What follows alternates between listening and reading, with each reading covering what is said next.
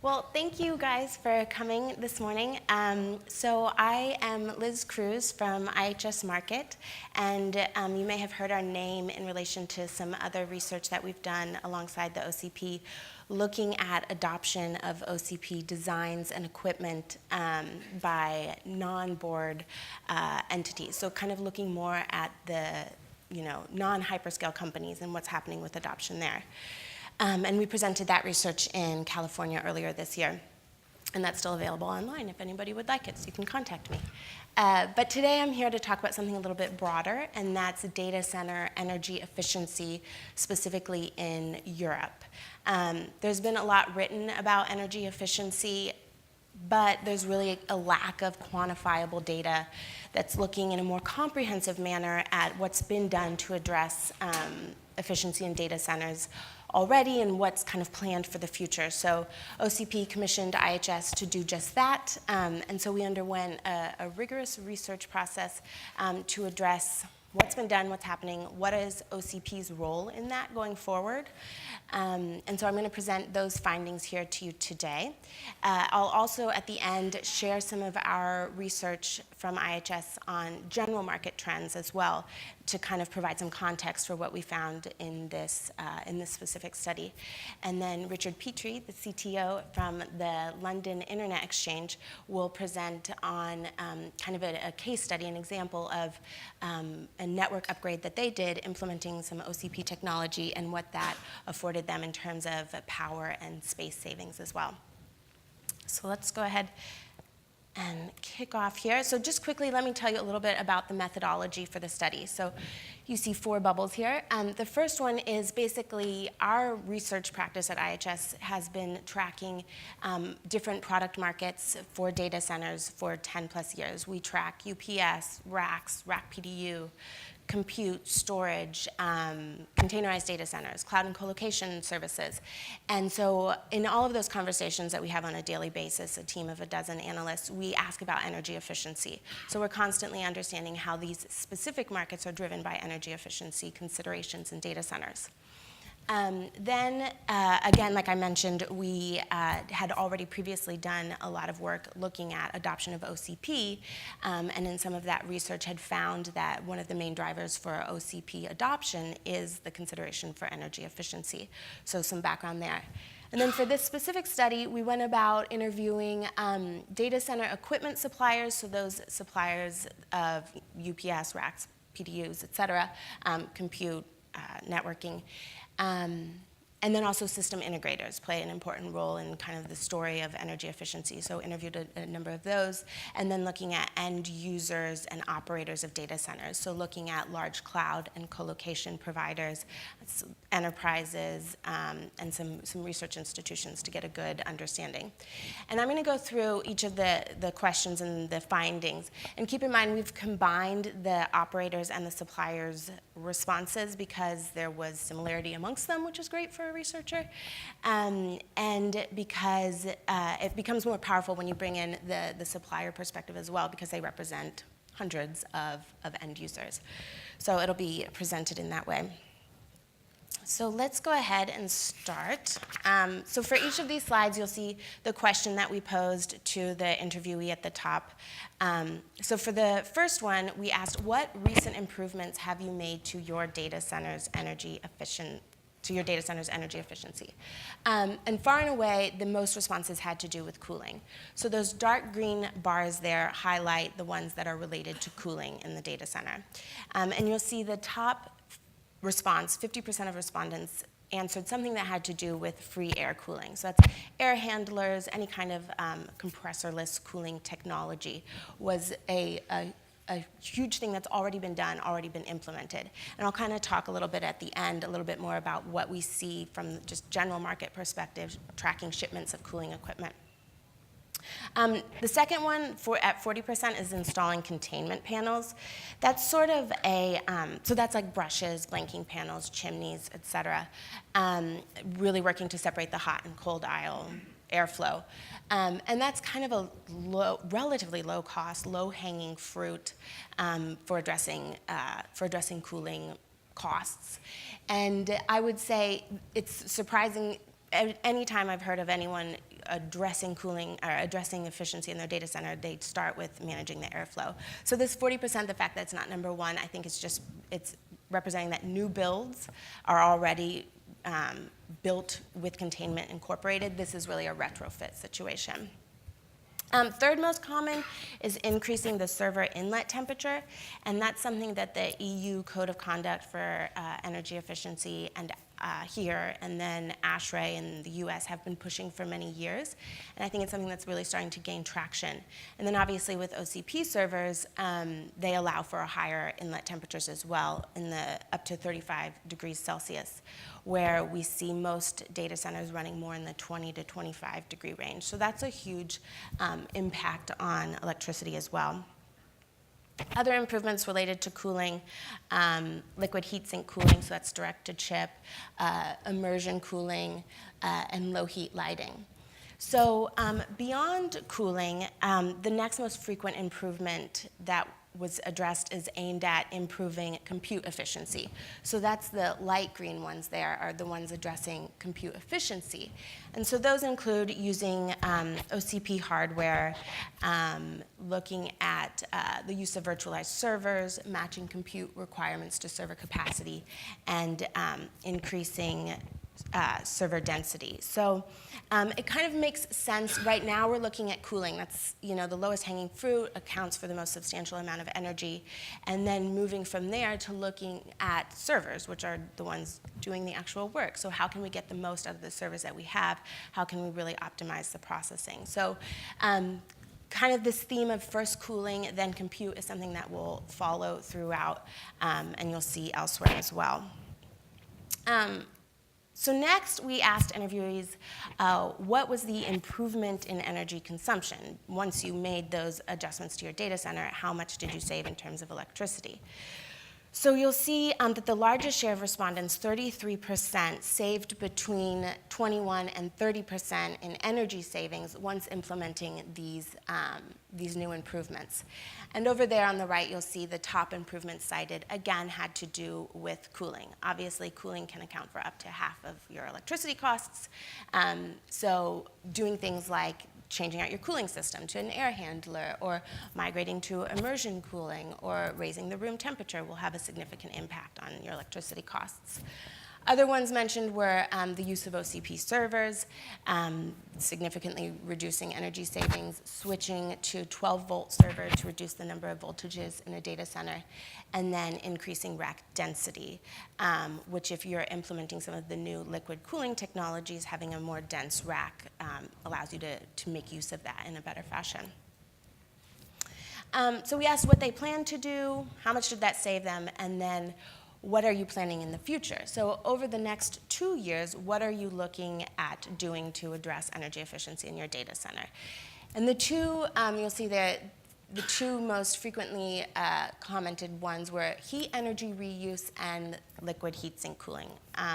So first, talking about the heat energy reuse, that's not something that's new. 10 years ago, IBM talked a lot about using some waste heat from their data center to heat a community swimming pool. So it's been going on for a while. Other recent examples are there's two non-hyperscalers in Finland, Yandex and Academica, that are using using the heat from their data center to fuel homes in their community. So I think it's 500 to 1,000 homes that they're able to cool doing that. And this is something certainly more common in Europe, but we do have one or two examples in the US where Amazon uses the heat from their data center to warm the biosphere in downtown Seattle. So a couple more examples there, but largely a European thing. Heat energy reuse in the context of this study is interesting because it doesn't actually help save energy costs. It's just a sustainability consideration. So just companies looking for a way to maximize, to minimize their footprint and maximize their kind of community involvement. The other factor is that it involves a lot of coordination among a lot of different parties. So you have to look outside of your own company, outside of your own data center operations, to work with municipalities to figure out the best way to implement this, if it is possible. And that's not something a lot of companies have the resources or the time or the wherewithal to be doing. Then looking back at liquid heat sink cooling, again, that's bringing liquid directly to the chip as opposed to the traditional method of pushing air through the server. Google has recently announced doing this in their data centers to cool their TPUs used for machine learning and artificial intelligence. Obviously, those are processing-intensive workloads that are using a lot of power and therefore generating a lot of heat. So needing to move beyond traditional methods in order to cool that. And so a direct-to-chip approach is something that they've talked about as well. And then you can see many of the other improvements that are planned for the future are similar to those of companies that have already, that some companies have already done as well. So this slide talks kind of about how organizations are deploying new equipment. So on the left, we first ask companies, how are you deploying it? Are you doing a rack and roll approach? Are you sending out entirely new racks that have all new equipment in them? Or are you just kind of piecemeal pulling out equipment and putting it in? And you can see that everyone said that at least sometimes they're doing the rack and roll approach. The reason it's greater than 100% is because some companies said both, depending on the application. Sometimes they'll do, pull out some equipment, but sometimes they'll do a total rack and roll. And the reasons for preferring to deploy entirely new racks, taking the rack and roll approach, is one, open rack designs require a different rack. It's instead of doing 19-inch, it would be a 21-inch. So they need a different form factor for that, for the rack. Many companies also prefer in-factory cabling, which needs to be done at a rack level, and that is also kind of part of the story of why system integrators are playing an increasingly important role if companies want that in-factory cabling, and then just simply the less opportunity for downtime. On the right, you'll see that we kind of were trying to identify the opportunity for new vendors. And so we asked interviewees, are you open to considering new suppliers to achieve greater energy efficiency? And you'll see 75% said yes, that they are open to evaluating new vendors, but that there was a couple caveats to that. One of them being that they need some proof points. So especially smaller enterprises want to see that these vendors have supplied to other major companies. They don't have the in-house resources to start testing out new equipment. First and foremost, equipment needs to be reliable and robust, and energy efficiency really is just a nice to have if you can't guarantee that your equipment's going to work. So they need to have some proof points. Other things commented on were they'll evaluate new vendors, but there is problems with delivery time, and we've heard that in our previous research with looking at adoption. And that's something that I think it seems even just over the last 6 months that vendors of OCP equipment are more and more aware of, and I've heard a couple different approaches to addressing that. The marketplace, system integrators keeping some stock. So the delivery time is something that is being addressed, but that was a deterrent potentially for new vendors. And then just in general, the movement to accepting new vendors reflects, many people commented on everyone's tired of vendor lock-in, and that's obviously a cultural shift. It's something that we see all the time. It's why open source is enabled and able to, and companies are looking for that, is because you don't want to be locked into a specific vendor. Looking at kind of the, not just the investment in energy efficiency, but also the expectation on the return on that investment. So we asked if companies have a specific budget for energy efficiency. And you'll see that 67% do have a pot of money dedicated specifically to improvements in their data centers' efficiency. Those that didn't, a lot of times it's because the budget for a new upgrade simply assumes that you will also be improving efficiency. When you build new and you have a budget for that, it's expected that it's more efficient. For those that didn't have a budget, some of the kind of workarounds were using R&D to research energy efficiency was one workaround, and then using utility incentives was commonly mentioned as a way to be able to fund that. If there was a budget, there was also a more clearly defined ROI period expectation. And so you can see everyone expects there to be a return on that investment within 5 years. 20%, 3 years, and then 20% even 1 year. And the 3 years one is an expectation that you should see a return in the lifetime of the server or the storage. If you're switching out your servers that frequently, obviously you should see money back from it before you have to go buy it again.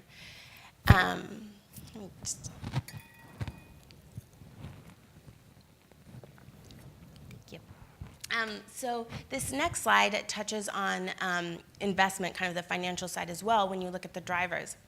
So when we ask companies what the main drivers for energy efficiency, 60% said that they expect reduced operational expenses. That's why they're doing this. That makes sense. That's not unexpected. What was interesting is, so I highlighted the top 3 there, is because all of the top answers really are about doing more with less, right? So the first one is about running more equipment with the same amount of electricity costs, or the second one is about adding more compute without having to add utility power.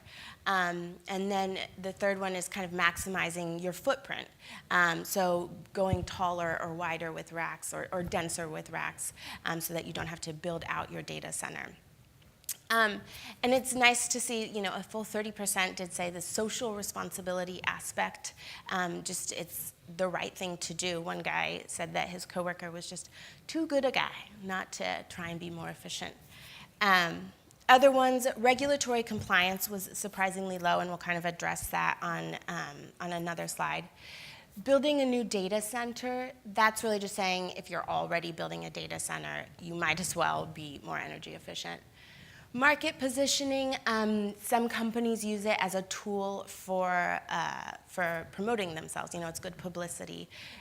One company mentioned that their customer had billboards around the city advertising their different sustainability initiatives.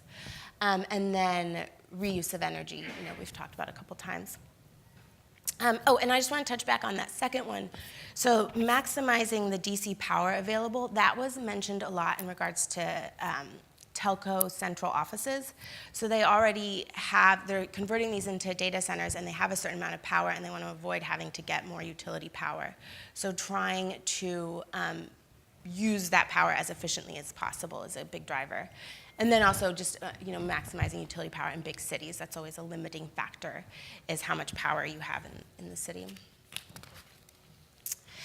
Barriers on the flip side, bottom line, again, sometimes there's just no money to do it. So 30% have no budget. Unable to replace legacy equipment. So that is, obviously there may just be applications running on old equipment that's too difficult to move or designed for equipment they no longer are able to purchase right now. Other interesting ones to note is the lack of support from traditional vendors.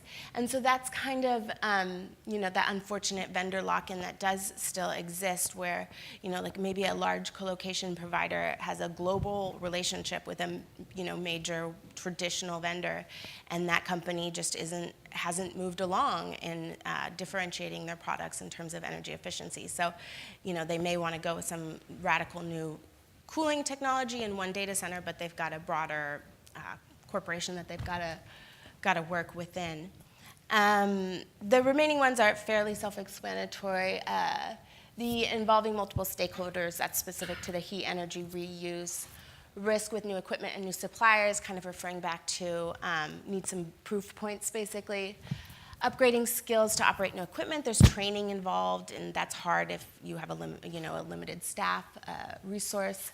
Lengthy ROI, increased demand for compute, and then unable to tolerate downtime for replacement. So some kind of some expected barriers there. So one of the main initiatives of this study was to address the EU EcoDesign requirements for servers and storage, and to identify if that's going to be a main driver for improvements in energy efficiency going forward. And just quickly to explain what that is, I know John Laban talked about this yesterday in the keynote, but it's basically a regulation around limiting the amount of power that a server or storage piece of equipment would consume in an idle state. And just last week or the week before, this regulation did get moved through. There'd been some pushback, I think, from some of the bigger vendors on it, but it is getting pushed through, and so now should go into effect in March of 2020. So on the left, what we asked interviewees is if they were aware of this new regulation, and 78% said yes, that they are aware of it, but just anecdotally, they were not very familiar with the intimate details of it. Like, I think I got one extra sentence from someone one time. Mostly it was, yeah, heard of that. So it makes sense that then on the right, when I asked, is it affecting change, 67% said no, because these weren't the people that were intimately familiar with it. And what they did say is they're using reputable server and storage manufacturers, and they expect them to kind of address this and change out their product portfolio to accommodate. And so that is what we're already seeing.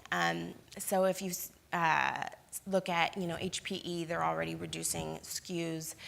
They'll probably be integrating these new regulations into their product line moving forward. And so some server manufacturers did say that they expect this to drive purchasing, but given kind of what you see on the left and the fact that there's such a high turnover rate of equipment anyways, it's probably just going to be that when companies buy new servers, they'll look to find ones that meet this regulation. They're not going to empty out their data centers to address this, which also many people said they didn't think it would be punitive anyways. So we'll continue to track it, but it doesn't look like it's going to have that much of an effect just yet on purchasing or shipments. Just lastly, and this is the final question from the study that we did for this event that I'll be presenting, which is we asked if OCP equipment is a part of plans for energy reduction in the future. And so if you add together the green and gray pie there, you'll see that 66% said that yes, they either have already deployed OCP equipment in their data centers or that they do plan to investigate it. And OCP equipment does benefit and play into the two key themes that I've talked about today, which is the cooling and then compute. So on the cooling side, there's, the average enterprise is doing things like moving to air handlers or liquid cooling, so kind of things outside the scope of OCP equipment. But OCP equipment does also address cooling in a couple ways. One is just by the disaggregation of software and hardware. The result is normally a decreased number of servers. And with virtualization, and you're able to reduce hotspots by being able to dynamically move loads, obviously, then you can reduce hotspots. And if you're still using traditional methods of cooling, hotspots can be really bad and really negatively affect energy efficiency. Also, the OCP server width is 21 inches wide, so it allows for more air to go through, so more efficiently cooling the server. And then, as we already mentioned, the OCP servers allow for a higher inlet temperature, which has a dramatic effect on costs. So that addresses the cooling, but then when you consider the compute, which is kind of the next frontier, that's really where OCP will play a significant role. So that addressing the compute is really about optimizing the processing and redesigning the chips. But that's really only something that hyperscalers are going to have the ability to do, to really redesign chips. And it's going to be necessary for them as they require more efficient processing for like AI and ML. We need better chips for that. But so then what the OCP's role within this is going to be is to distribute and publicize what the hyperscalers have done. So they've got the resources, they've got the ability to do this, and then it's going to be like, big pharmacy in the US, where that will then trickle down. Their research will then benefit more traditional enterprises who can then adopt those designs and be able to run AI and ML in their own data centers as well. So the community aspect of OCP will play a large role in improving compute designs. So this is a good segue into the next part of this session, which is to kind of quickly tell you a little bit about some of the wider market trends, to pull in some of the research we've done in other areas. So this first slide is from the research I mentioned at the beginning, where we looked at overall adoption of OCP by non-board members. So that's excluding companies like Microsoft, Facebook, Rackspace, and Goldman Sachs. On the left, you'll see the dollars, revenues earned from sales of those equipment. On the right, it's the growth rate year over year. So you'll see we're sitting at 2018, so we're at about $2 billion now, and forecast in 2021 to be at $6 billion. The green bar there is servers, so most of the revenue right now, about 3/4 of the revenue, is from servers. Right now, most of the spend and most of the adoption is coming from hyperscalers. Again, though, this is non-board member hyperscalers, and then tier 2 cloud service providers. But what we expect is that telco actually is going to pick up a lot. We have a lot of examples of kind of trials out there right now with telco companies trying out half racks here and there of OCP equipment. But then in 2019, there's some major scale deployments planned. And so we expect that by 2021, telcos will actually surpass non-board hyperscalers in terms of spend on OCP. So that's a significant shift. And then, so just overall OCP, adoption of OCP is growing. Even in 2021, we're looking at a 43% growth rate. So OCP adoption is growing, and because of that, because of that energy efficiency, we'll see improvements as well. So we've talked a lot about reducing electricity consumption, but there's the unavoidable fact that data centers use electricity, so how can we do that in a more sustainable manner? And one of the big answers is renewable energy. So we actually published a study on this, which is also available, so if you want access to that, just let me know and I can send it to you. So we found, obviously there's wind, solar, geothermal, and hydroelectric. And wind and solar are certainly more often adopted for data centers because of the high production of energy that comes from them. And they're also relatively easy to implement compared to like geothermal, excuse me. Take a little water break. Geothermal is difficult to implement. And then hydroelectric simply requires a data center to be near either a falling or running water source, which is not always possible. Although Apple has famously used hydroelectric to fuel some of their data centers. And then just looking at the overall at the big major operators of data centers, it actually tells a very impressive story where all of these are reporting at least now, looking at the blue bar, half of their data centers being fueled by renewable energy, with 2 of them actually at 100%. And all this fine print down here, it says that basically, obviously it's not always the data center itself is still using, traditional sources because they're attached to the grid, but they may be offsetting their energy use by buying credits.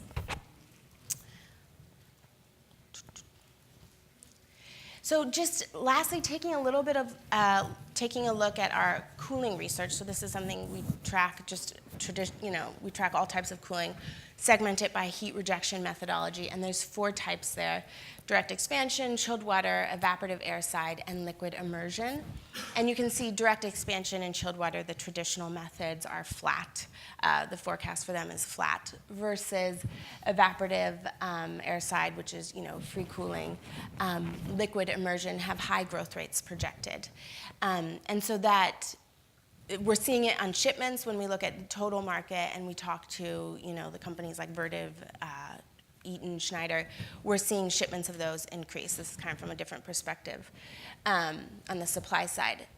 We do see that traditional methods, direct expansion, chilled water, roughly 70% of shipments are still in those traditional methods, which is a lot, but it's very impressive compared to just 5 years ago, where 85% of shipments were of these traditional methods.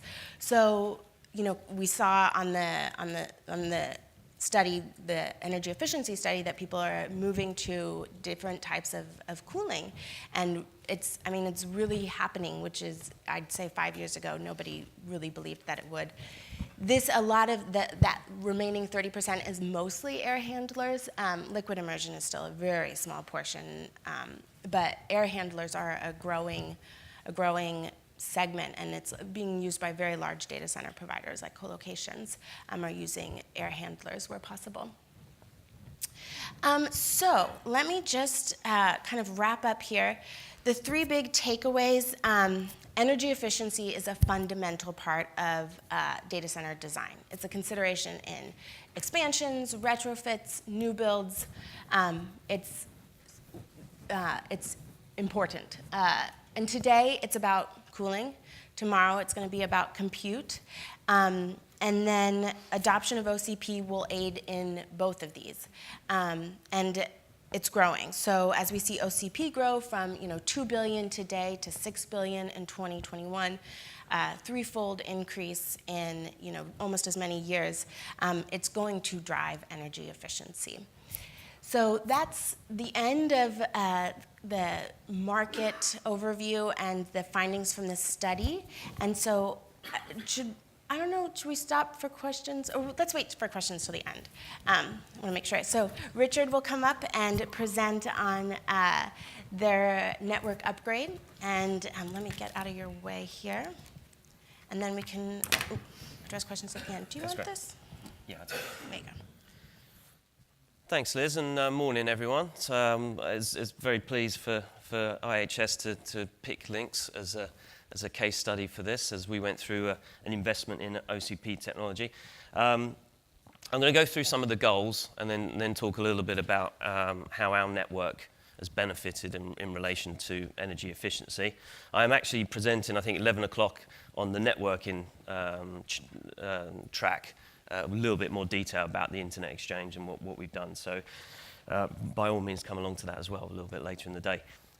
So what is an Internet Exchange, first of all? Well, an Internet Exchange, we run part of the UK Internet infrastructure. We actually run 4 Internet Exchanges across the UK, two in London. We've got an Internet Exchange in North America as well. Our technology platform is effectively a distributed Ethernet platform across the metro of London, if we take the City of London. We interconnect 12 data centers. We're embedded within the data centers, and we interconnect the 12 data centers using a combination of data center interconnect, transmission equipment, and Ethernet devices running EVPN. So our customers, I think Liz had up on her slide all the hyperscale. So all of those people there are our customers, as well as bringing together their networks with UK access networks, internet service providers, and the sort. So we're kind of a service provider to service providers, but we're starting to see large enterprise now come and join the Internet Exchange as well. What were we looking to achieve with our project? Well, we had a legacy system. It was the network known as London 2. So it's our second London network, so across these 12 data centers. And we were looking to rebuild that. One of the goals there was what Liz has mentioned, the cost, how much space we take. Can we automate? Can we make it much more efficient? Bandwidth is always growing, as you can imagine. Internet infrastructure, we're seeing our customers invest in 100 gig, and we're expecting 400 gig to come along very, very soon for us. And we want to improve the interconnectivity and the resiliency. So what was the current architecture at the time was built on a ring topology, so a traditional ring around the London Metro, and obviously the failover was a little bit inefficient there. So all of those things were our goals to address this. I think the key thing for us in relation to power and efficiencies is Lincs has to partner with data center providers. We don't build our own data centers, so we partner with the 4 main UK or London-based data center providers, so Equinix, Telehouse, Interaction, and Digital Realty. So we partner with them. They tend to, because there's a shared interest in having an internet exchange within a data center, we tend to get some benefit or negotiation around partnering, which gives us a small footprint in the data center for us to put our networking equipment in, and we pay on a capped power basis, traditionally, on a capped power basis. So what does that mean? That means that as we grow the network and as we add capacity, we've got to be very careful about the size and the space of what our footprint in that data center is, and then how much power we consume. So in the ideal world, we continue to grow the size, the capacity, and the number of customers we connect, but we maintain the footprint and the power that we consume at a constant basis. So where were we before? The previous mode of operation was a traditional sort of multi-slot chassis-based approach. Big network switches, fabrics at the back, line cards at the front, 15U per device. We have multiple devices at each data center interconnecting each other, around 3 kilowatts per device. And obviously, there's a limited availability around how we interconnect and how we grow and scale that type of solution. So we sat back, and this was around 2016 at the time. We sat back and we said, look, we'll go and speak to the traditional switch vendors. I'm sure you can imagine who they are. We went and spoke with integrated solutions, and we also started to discuss disaggregated network solutions with EdgeCore networks at the time. So EdgeCore worked with us in the initial proof of concept. So we did a proof of concept with them towards the end of 2016, and they brought a partnership with IP Infusion. So IP Infusion are the company that make the open compute, or the network operating system that runs on the open compute hardware. So in partnership, so this is the 3 companies working close together. We built a viable solution, or what we thought was a viable solution based on EVPN, which is an Ethernet virtual private network solution. And we went through 2017, we went through a full prototyping deployment. Now, EVPN is what we've chosen to run our network on. EVPN is important for a distributed Ethernet platform because it effectively programs MAC reachability through BGP updates. So what that means is you don't have to have all of the broadcast traffic that you would normally associate with a distributed layer 2 network. 2016, IP Infusion hadn't even developed EVPN into their software. So we spent 2017 working with IP Infusion to proof of concept EVPN onto their OCNOS, which is their operating system. And that was successful. I mean, there were ups and downs as we went through that journey, but that was successful. And towards the end of 2008, we're in 2018 now. Towards the summer of 2018, we had a solution. We tested it through towards the end of 2018, and we deployed it. 2017, and we deployed it in 2018. It's now been working in the network since March. And it's been so it was first installed in March, and it's been fully operational since June this year. So what about what did that bring us as far as results, and what did it do for us as far as energy and efficiency? Well, I mean, outside of the energy efficiency, one of the reasons for investing in this was the cost of the hardware. So the cost of the hardware is, so our capital outlay was much reduced. The cost to support the solution was much reduced. So the total cost of ownership across the whole solution was a benefit.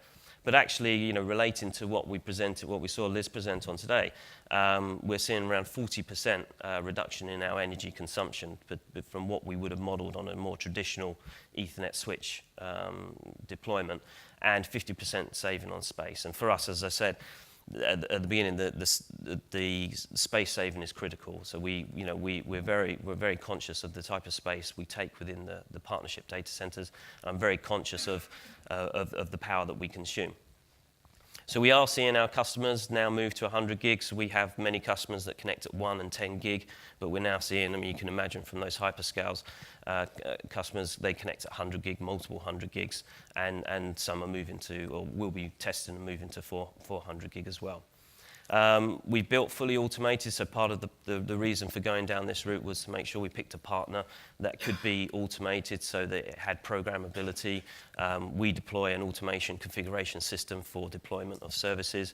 We have a small number of staff that run the network, so we need to leverage the automation side of things as much as possible to help with troubleshooting, to help with capacity building and growth.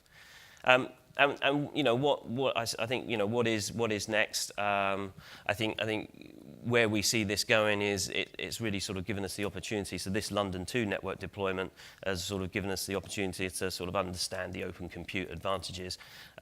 We have, as I say, 2 other networks in the UK, another network in America. We have a larger London 1 network which we'll be looking to leverage for this as well. We run today something like 25 terabits of capacity across London, interconnect capacity across London for our peering platform, and we see, you know, huge benefits both on you know, cost of ownership and power space efficiencies as we go forward. So that's, as I say, a little bit about our project and what we've done as far as contributing towards this study. Certainly, looking back at what Liz presented on, you know, space and power is our main headlines for this. You know, for me, it's also about the cost of the actual compute platform and working with key partners like EdgeCore and IP Infusion, which we're really pleased that we've gone on this journey. And I'd say, take questions now, but also if you want to come, we're going to be doing a little bit more of a technical deep dive in at 11 o'clock. So otherwise, I'll hand back to Liz. Thank you. Okay.